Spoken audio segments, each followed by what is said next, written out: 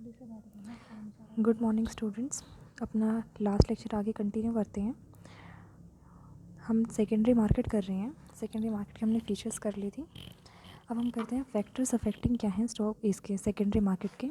Secondary market को आपको पता है ये स्टॉक एक्सचेंज भी कहा जाता है, तो इसीलिए उसने यही लिख दिया कि factors affecting the shares prices of shares on stock exchange, बजाय कि सेकेंडरी मार्केट लिखने के। तो इसमें जैसे काफ़ी सारे फैक्टर्स होते हैं। फर्स्ट फैक्टर है आपका financial position of the company. Financial position देखो क्या मतलब है कि कंपनी की कैश होल्डिंग कैपेसिटी कितनी है, उसकी मार्केट में रेपुटेशन कितनी है, ये होता है फाइनेंशियल पोजीशन। उसके ऊपर लोन कितना है, या कम है या ज़्यादा है। तो financial position of the company is a major determinant है।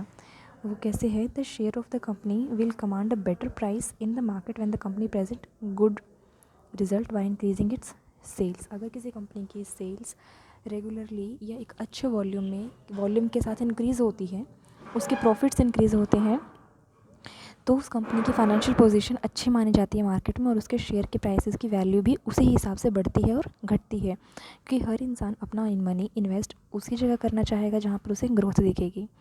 फिर नेक्स्ट है rate of dividend. Rate of dividend का मतलब होता है कि जो कंपनी अपने शेयर होल्डर को जो रिटर्न देती है, ठीक है। डिविडेंड क्या होता है, शेयर्स के ऊपर वापस दिया गया पैसा थोड़े थोड़े टाइम के बाद अपने प्रॉफिट्स में से एक हिस्सा निकाल कर अपने शेयर होल्डर को देना, तो वो है रेट ऑफ डिविडेंड। अगर किसी कंपनी की रेट ऑफ डिविडेंड ज़्यादा है, तो ऐसी कंपनी में लोग ज़्यादा मनी इन्वेस्ट करना प्रेफर करेंगे। तो ज़्यादा मनी इन्वेस्ट करना पसंद करेंगे तो उस कंपनी के शेयर के प्राइसेस भी इंक्रीज़ होंगे। तो ये होता है रेट ऑफ डिविडेंड से इफेक्ट कंपनी के प्राइसेस कैसे होते हैं। फिर है demand and supply position. Demand and supply थे आपने जैसे मार्केट में, ये इकोनॉमिक्स में आपने पढ़ाई होगा इतनी बार कि कंपनी की डिमांड और प्राइस और सप्लाई, अगर किसी कंपनी की जो होती है एक्सेस डिमांड होती है, डिमांड ज़्यादा लेकिन उसकी सप्लाई कम है, तो उसके प्राइसेस जो हैं बढ़ जाते हैं, इन्फ्लेशन हो जाती है उस टाइम पे। लेकिन अगर सप्लाई बहुत ज़्यादा और डिमांड नहीं है, तो उसके प्राइसेस क्या होते हैं, कम होते हैं। प्राइस और क्वांटिटी का कैसा रिलेशन होता है डिमांड में, डिमांड का इनके साथ नेगेटिव रिलेशन होता है प्राइस का और क्वांटिटी में, और सप्लाई में पॉजिटिव रिलेशन होता है। फिर नेक्स्ट आपका रोल ऑफ फाइनेंशियल इंस्टीट्यूशंस। इनका मतलब होता है कि अगर किसी कंपनी में, फाइनेंशियल इंस्टीट्यूशन का मतलब होता है कि बैंक्स, फाइनेंशियल एजेंसीज। इसका मतलब अगर किसी कंपनी में शेयर होल्डिंग कैपेसिटी में कोई फाइनेंशियल इंस्टीट्यूशन ज़्यादा large number of share hold करता है, इसका मतलब है कि उस कंपनी को कभी फाइनेंस की इतनी दिक्कत नहीं होगी, तो उस कंपनी की तरफ जो है लोग ज़्यादा भागते हैं अपना मनी इन्वेस्ट करने के लिए। नेक्स्ट है लेंडिंग रेट। लेंडिंग रेट का मतलब है कि जब आरबीआई अपनी मॉनेटरी पॉलिसी लेके आता है, उसमें रेपो रेट्स होती हैं, रिवर्स रेपो रेट्स होती हैं। ये दोनों रेट्स क्या हैं, मैं आपको इतनी बार पिछले काफ़ी लेक्चर्स में समझा चुकी हूँ। नहीं फिर भी पता है तो रिमाइंड करके देख लेना। रेपो रेट्स और रिवर्स रेपो रेट्स क्या होते हैं, जब मान लो अगर बैंक ने अपनी जो है रेपो रेट कम कर दी है, ठीक है। रेपो रेट कम करने का मतलब क्या है कि रेपो रेट वो रेट होती है जिस पे बैंक जो है वो आरबीआई से लोन लेते हैं, ठीक है। इसका मतलब अगर वो रेट कम है, अगर तो वो कम है तो बैंक ने ज़्यादा मनी उठा लिया आरबीआई से, अब बैंक को जनरल पब्लिक से पैसे लेने की ज़रूरत नहीं है, तो वो अपना शेयर भी कम इशू करेगा। बट अगर रेट ज़्यादा है तो मतलब कि आरबीआई से उठाने में दिक्कत हो रही है, तो वो अपना जनरल पब्लिक से उठाना प्रेफर करेगा। फिर है ट्रेड साइकिल। ट्रेड साइकिल का मतलब होता है मंदी है या मंदी आ गई मार्केट में या तेज़ी है।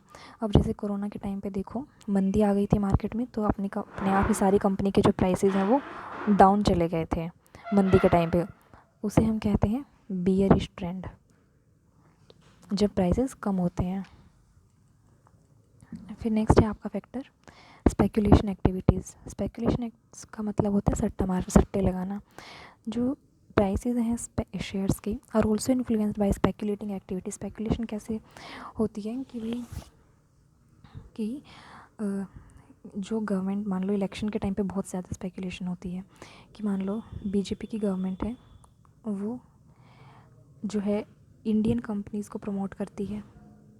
अगर वो इंडियन कंपनीज़ को प्रमोट करती है, तो जो स्पेकुलेटर्स होंगे वो क्या करेंगे, उनको ये लग रहा है कि बीजेपी जीतने वाली है, तो वो क्या करेंगे, इंडियन कंपनीज़ में ज़्यादा मनी इन्वेस्ट करना शुरू कर देंगे। क्यों? क्योंकि अगर गवर्नमेंट आती है बीजेपी की, तो वो इंडियन सेक्टर को ज़्यादा प्रमोट करती है, तो वो पहले ही मनी यहाँ लगाना शुरू कर देते हैं। फिर इलेक्शन के बाद अगर सरकार जीत जाती है तो वो आती क्या करती है, अपनी इन्वेस्टमेंट करती है इधर। गवर्नमेंट ने जैसे ही इन्वेस्टमेंट करी, इसके प्राइसेस क्या होंगे, इंक्रीज़ हो जाएंगे और इन स्पेकुलेटर्स को क्या होगा, प्रॉफिट होना शुरू हो जाएगा। इस तरह से आपकी स्पेकुलेशन एक्टिविटीज़ होती हैं। फिर है गवर्नमेंट पॉलिसीज़। गवर्नमेंट पॉलिसी का मतलब है कि अगर गवर्नमेंट ने अपनी पॉलिसी निकाली है तो वो किसी स्पेसिफिक सेक्टर के लिए है, तो उससे भी आपके शेयर प्राइसेस पे फ़र्क पड़ेगा। फॉर एग्जांपल जैसे कोरोना के बाद जो गवर्नमेंट ने क्या किया था, रियल इस्टेट सेक्टर के लिए अलग से फंडिंग दी थी, रियल इस्टेट सेक्टर के लिए। तो रियल इस्टेट के सेक्टर पहले बहुत ही ज़्यादा मंदी में था, लेकिन जैसे ही गवर्नमेंट ने इसके लिए पॉलिसीज़ बनाई, इसमें फंडिंग डालना शुरू करी, इसके प्राइसेस ऑटोमेटिकली राइज हो गए। फिर है टाइप ऑफ स्पेकुलेटर्स। स्पेकुलेटर्स के कितने तरह के होते हैं, देखो ये होते हैं हमारे 4 तरह के, bull, bear, stag and lame duck. जो बुल होता है, बुल का मतलब होता है, बुल हम तब यूज़ करते हैं जब आपका मार्केट में जो ट्रेंड है वो इंक्रीजिंग है, प्राइसेस आपकी रेगुलर इंक्रीज़ हो रहे हैं, वो होते हैं bull. Bull operator is also called तेज़ी वाला, जिसमें तेज़ी है मतलब कि प्राइसेस में। ये क्या करता है, इसको ये होता है कि भाई फ्यूचर में ना प्राइसेस राइज हो जाएंगे तो मैं अभी ज़्यादा शेयर्स खरीदना शुरू कर देता है ये। Who expects rise in price of securities in future, इसकी वजह से फिर वो क्या करता है कि purchases shares and other securities in the anticipation of price rise with the intention to sell at higher prices. वो ये सोचता है कि कि भी ना आने वाले टाइम में इसके प्राइसेस इंक्रीज़ हो जाएंगे और मैं इसको अभी खरीद लेता हूँ ताकि मैं आने वाले टाइम में इसको बेच के प्रॉफिट कमा सकूँ। ये होते हैं बुल स्पेकुलेशन। फिर है बियर स्पेकुलेटर। ये सोचते हैं, ये वो स्पेकुलेटर्स होते हैं जो ये सोचते हैं कि आने वाले टाइम में, इनको मंदी वाला भी कहा जाता है, कि आने वाले टाइम में प्राइसेस जो हैं डाउन हो जाएंगे, प्राइसेस डाउन हो जाएंगे, इसीलिए जो एट प्रेजेंट उनके पास शेयर्स हैं वो क्या करते हैं, उनको बेच देते हैं ताकि अब प्राइसेस ज़्यादा हैं इन पे बेच सकें, आगे कम होंगे प्राइसेस, फिर मैं कम प्राइसेस पे इनको ख़रीद लूँगा। ये होते हैं बुल स्पेकुलेटर्स। फिर है स्टैग। स्टैग का मतलब होता है ऐसे स्पेकुलेटर्स जो कि ये सोचते हैं कि मैं जब बेचूंगा तो मैं प्रीमियम पे बेचूंगा। ठीक है, प्रीमियम का मतलब क्या है कि आपने ख़रीदा 10 रुपये का और आप उसको बेच के आओगे 20 रुपये का, ये होता है प्रीमियम पे बेचना। तो स्टैग स्पेकुलेटर्स क्या होते हैं कि वो स्पेकुलेटर्स हैं जो कि ट्रेडिंग ये सोच के करते हैं कि आने वाले टाइम में वो अपने शेयर्स जो है प्रीमियम पे बेच के आएंगे।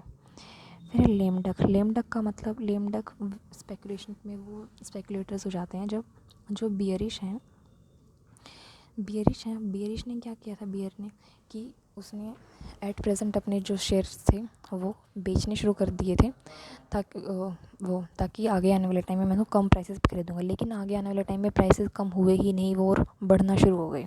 तो ऐसे में जो स्पेकुलेटर्स हैं वो लेम डक की सिचुएशन में आ गए हैं, उनको हम बोलेंगे लेम डक स्पेकुलेटर्स। ये कौन थे?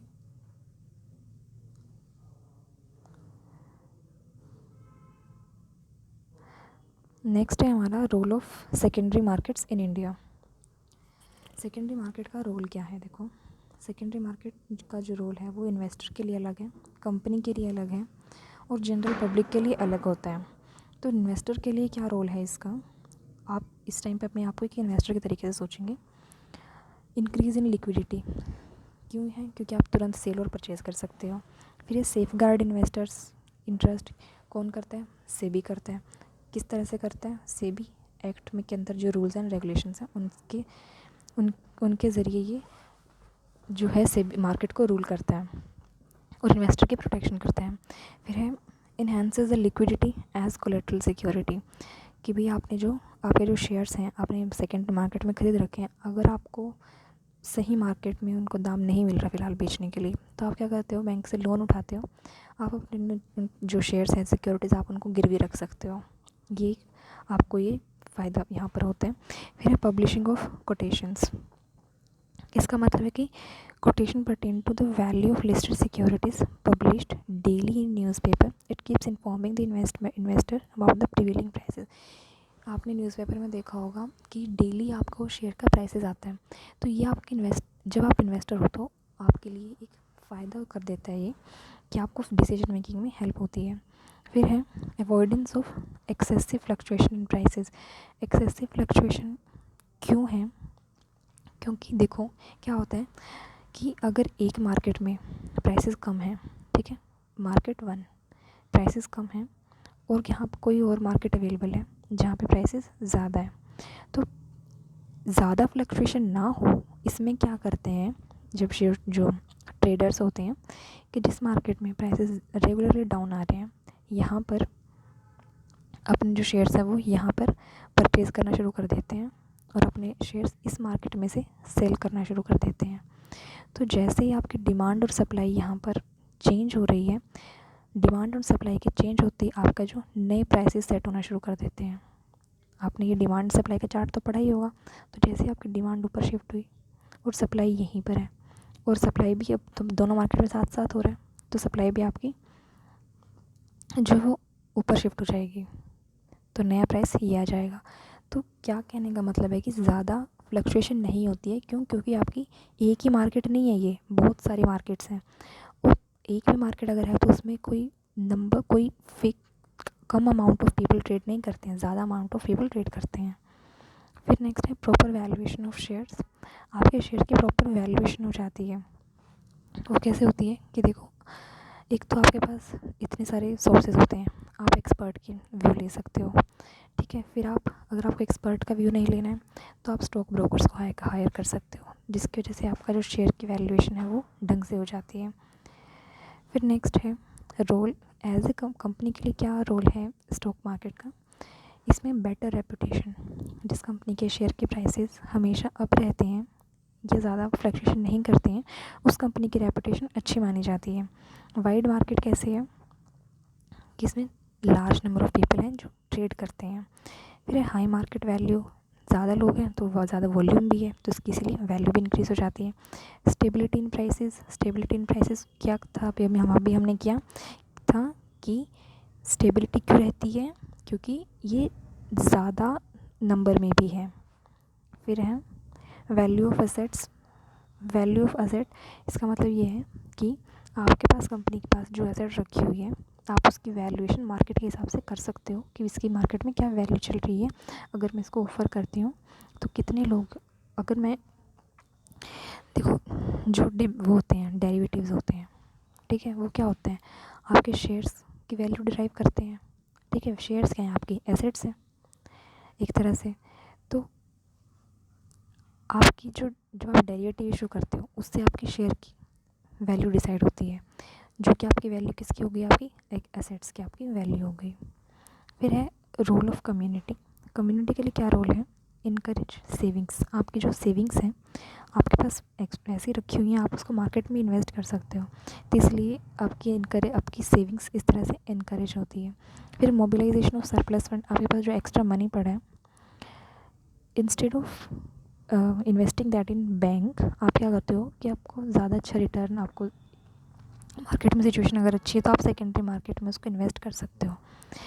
फिर दोनों में फ़र्क है कि बैंक में आपको देखो जो मनी आपका इंक्रीज़ होगा बैंक का, वो होगा कम से कम 5 साल लग जाएंगे उसको, ठीक है, कम से कम 4 या 5 साल तो आराम से लगेंगे। लेकिन अगर आप उसको स्टॉक मार्केट में इन्वेस्ट करते हो तो आपको सेम रिटर्न, अगर ढंग से इन्वेस्ट करा गया है तो सेम रिटर्न वही आपको 1 साल के अंदर मिल जाएगा जो आपको बैंक में 5 साल के बाद मिलेगा। तो इसीलिए ये कह रहा है कि मोबिलाइजेशन ऑफ सरप्लस फंड आप बैंक में रखने के बजाय अगर मार्केट में इन्वेस्ट करते हो तो ये फ़ायदा आपको एक कम्युनिटी को रहता है। फिर promote industrial development quickly. Industries की डेवलपमेंट को क्विकली कैसे प्रमोट करता है ये, कि इंडस्ट्री को जो पैसा चाहिए, ठीक है, वो सारा का सारा वो बैंक से नहीं उठा सकती है। फिर वो क्या करती है, कुछ तो लोन ले लेती है बैंक से, कुछ के अपने शेयर्स इशू करती है, कम्युनिटी से पैसा उठाती है। तो अब कम्युनिटी को क्या रोल हुआ, कम्युनिटी को क्या फ़ायदा हुआ, कम्युनिटी को ये फ़ायदा हुआ कि उनका एक्स्ट्रा मनी लग गया, इन्वेस्ट हो गया एक तरह से शेयर्स में, उनको एक्स्ट्रा इनकम होने लगी, किसके रूप में, डिविडेंड के रूप में। और अगर उनके एरिया में इंडस्ट्रीज़ हैं तो उसको फ़ायदा भी मिलेगा। तो इस तरह से इंडस्ट्रीज जो है वो क्विकली डेवलप होती हैं। फिर बेसिस ऑफ फाइनेंशियल इंस्टीट्यूशंस का क्या बेस है कि स्टॉक एक्सचेंजेस जो हैं वो are the very basis of difference institutions like banking institutions. These institutions find proper use of their long term and short term surplus. जो बैंक्स होते हैं ये भी अपना मनी जो है इन्वेस्ट करते हैं कम्युनिटी के लिए हेल्प करने के लिए, उनको अलग अलग जो है डिफरेंट डिफरेंट पॉलिसीज़ प्रोवाइड करते हैं। फिर है marketing of government securities. Government securities की मार्केट कौन करता है? आरबीआई करता है। आरबीआई कैसे करता है? अगर आरबीआई को ट्रेजरी बिल्स इशू करने हैं तो वो क्या करता है, मनी मार्केट में ट्रेजरी बिल्स को है वो इशू करता है। वो खरीदता कौन है उन ट्रेजरी बिल्स को? कम्युनिटी खरीदती है। अब कम्युनिटी में आम जनरल पब्लिक भी आ जाती है, कोई फाइनेंशियल इंस्टीट्यूशन भी आ जाते हैं। तो कम्युनिटी का जो डेफिनेशन है ना, वो हमेशा एक नहीं है। किसी के लिए कम्युनिटी कुछ हो सकती है और किसी के लिए कुछ हो सकती है, ठीक है। अब जो प्राइवेट कंपनी है, ठीक है, उसके लिए कम्युनिटी वो सोचे कि जिस एरिया में मैं काम करता हूँ, जिस एरिया में मैंने इंडस्ट्री इस्टेब्लिश कर रखी है, मैं सिर्फ इसी एरिया के लोगों को इनवाइट करूँगा, तो उसके लिए वो कम्युनिटी है। लेकिन अगर कुछ सोचे कोई दूसरा कंपनी होल्डर सोचे, कंपनी वाला, कि मुझे तो अपने एरिया को एक्सपेंड करना है, मैं गवर्नमेंट को भी इंक्लूड करूँगा, तो उसके लिए गवर्नमेंट भी कम्युनिटी हो गई, ठीक है। तो कम्युनिटी का मतलब कभी भी फिक्स नहीं होता है, डिपेंड कंपनी के लिए कम्युनिटी का मतलब क्या है, ठीक है। तो इसके साथ आपका सेकेंडरी चैप्टर जो है फिनिश होता है। ये आपके प्रैक्टिस क्वेश्चंस हैं, इनको आप प्रैक्टिस कर लेना। नेक्स्ट चैप्टर हम अपना नेक्स्ट लेक्चर में शुरू करेंगे।